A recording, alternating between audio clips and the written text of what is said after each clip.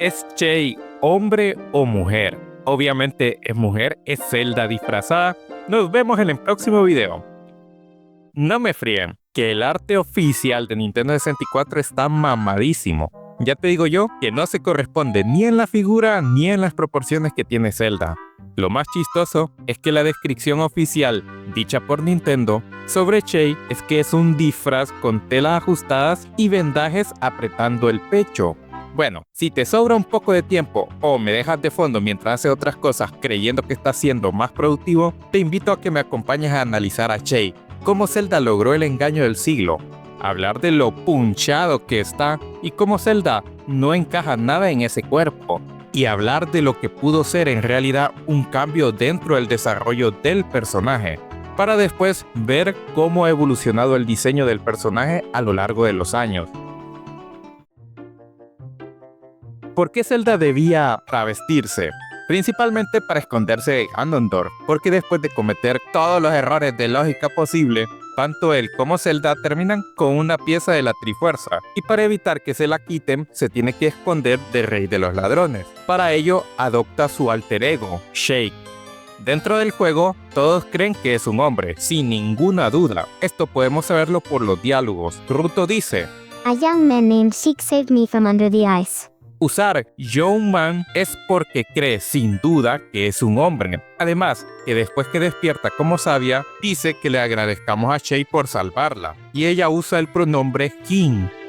Si eso fuera poco, en el original Nihongo, o sea, japonés, cuando lo vemos por primera vez, dice Boku wa sei. Seika soku no ikinokori. Boku es una pronunciación masculina, usado por chicos o jóvenes en japonés moderno. En este punto, Zelda usa el idioma para enfatizar que Chei es un hombre. Es obvio que Zelda no podía usar términos que podrían ser ambiguos, como watashi, que es neutro, que es el que usa cuando la conocemos como Link Niño, ya que esto podría descubrirla.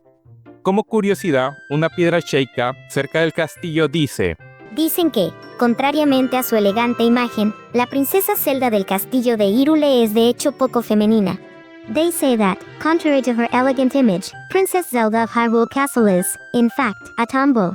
Excuse me, what?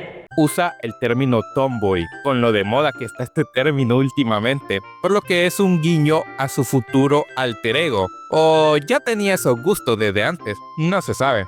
Por lo que el engaño de Zelda no solo va a lo físico, sino que también al lingüístico. Y hablando de físico, oficialmente, y de boca del gerente de marketing de producto, Bill Train, dio una declaración oficial en 2014 que buscaba zanjar el debate de una vez por todas. La respuesta definitiva es que Chei es una mujer, simplemente Zelda con un atuendo diferente. Es lógico que Chei es una mujer, pero decir que solo es un atuendo es como decir que esto, a $70, es un precio justo y no una tremenda hambreada, pero una hambreada de miedo. ¿Es esto un atuendo? Que al colocar ambos artes uno sobre otro, se nota que Chei tiene como mínimo 20 centímetros más de espalda que Zelda.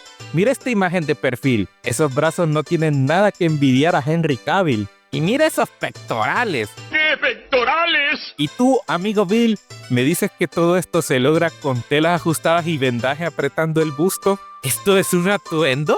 Es que hasta su tono de piel le hizo perder como mínimo unos 30 o 40% de sus derechos, que está más morenita. Y el cabello, cuando cambia a Zelda usa extensiones. Y mejor dejo de hablar de todas las diferencias físicas, que si vamos a las manos, estas son perfectas para el mando de la Xbox original. Creo que todos podemos estar de acuerdo que esto no se puede con un disfraz, así que aquí tuvo que haber algo más. Recuerden que Nintendo dice que no hay espuma, que es puro Zelda. Claramente no.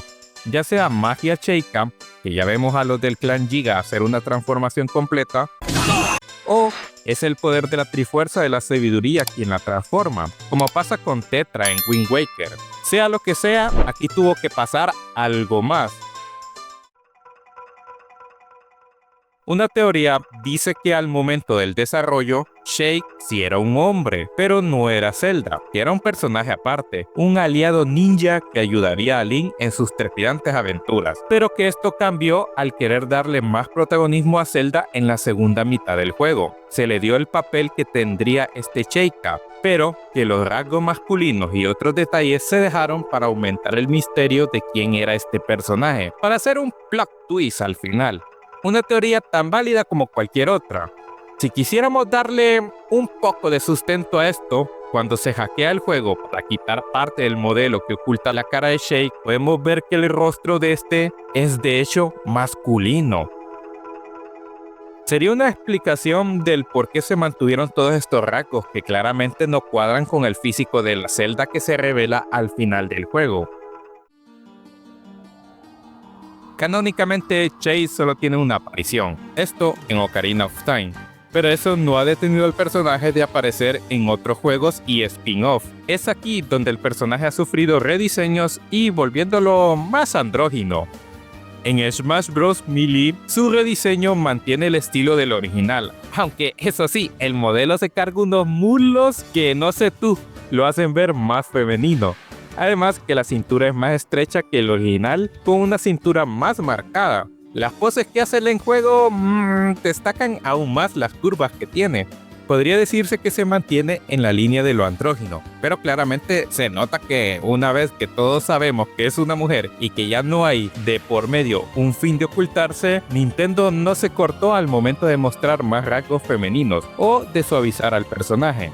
En Brawl ya es difícil, aquí estamos ante un diseño descartado de Twilight Princess, por lo que el modelo no es una representación del Sheik que conocemos, y no sabemos qué contexto tendría el personaje en Twilight Princess, solo podemos suponer que tenía el mismo papel, pero ya hablando puramente del diseño, aquí se nota un Sheik menos musculoso, más delgado y se muestra más andrógino, incluso en el rostro.